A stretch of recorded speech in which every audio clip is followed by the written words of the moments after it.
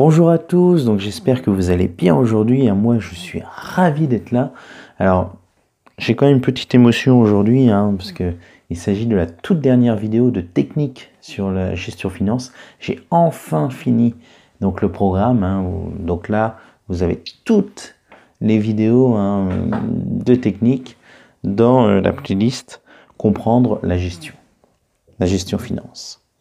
Alors, on va apprendre ici donc à calculer un résultat analytique. Il s'agit de la toute dernière vidéo de la série sur les coûts complets.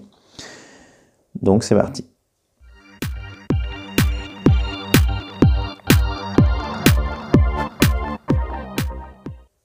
Alors, au niveau de la définition, donc le résultat analytique est la différence entre la vente et le coût de revient d'un produit fini. Donc il faudra calculer un résultat analytique pour chaque produit fini et vendu.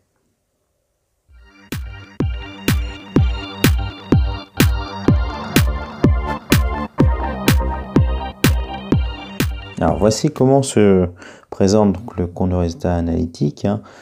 Donc on a finalement, dans la colonne de gauche, on a trois éléments. Le premier élément, ça va être la vente de produits finis. Ensuite, nous avons le coût de revient et enfin le résultat analytique. Et ensuite, sur la partie droite, nous avons donc les quantités, prix unitaire et montant pour nos deux produits finis. Parce que je vous rappelle, on fait un résultat analytique par produit fini. Donc commençons donc avec la vente de produits finis. Donc là, il faut aller chercher l'énoncé. Alors que nous dit notre énoncé? Il nous dit que votre entreprise a vendu 18 400 produits finis au prix de vente de 220 € hors taxe. Donc qu'est-ce que je vais faire? Je vais recopier dans mon tableau les quantités pour 18 400 produits. Mon prix unitaire, c'est le prix de vente pour 220 € hors taxe. Donc je tiens à signaler qu'on est toujours en hors taxe. Donc là, on peut en déduire le montant. Donc le montant, c'est les quantités fois le prix unitaire. Donc 18 400 produits fois 220 € de prix de vente unitaire, ce qui nous fait 4 48 000 €. Nous pourrons faire la même chose avec le produit fini B.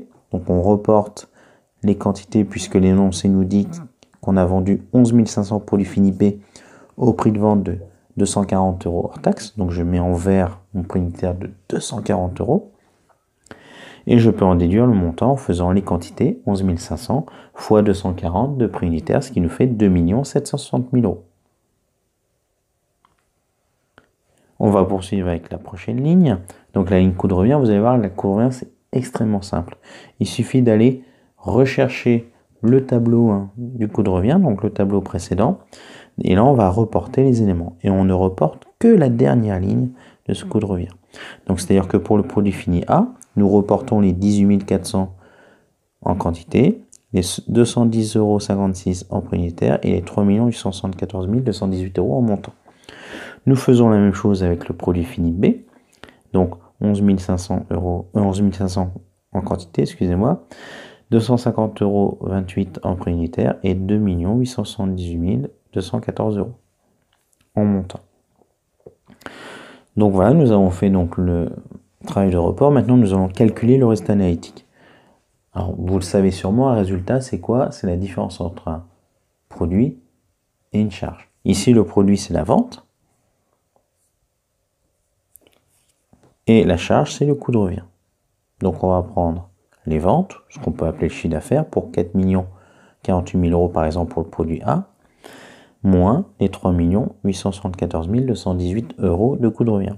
Ce qui nous fait une différence, donc un résultat de 173 782 €. Donc on est sur un résultat positif, on est sur un bénéfice. Donc ce résultat de 173 782 donc, concerne les 18 400 produits que nous avons vendus. Donc ce qui fait par produit en prix unitaire 9,44 €. C'est-à-dire qu'on a pris 173 782 € de montant et on l'a divisé par les quantités pour 18 400. Ce qui nous fait 9,44 € par produit. On aurait très bien pu aussi faire les ventes au prix unitaire moins le coût de revient unitaire. On peut aussi faire ce calcul-là. Donc que signifie ce 9,44 €? Cela signifie que pour chaque produit fini A vendu, l'entreprise a dégagé 9,44 € de bénéfice. Ce qui fait pour les 18 400 produit A vendu, un bénéfice de 173 782 €.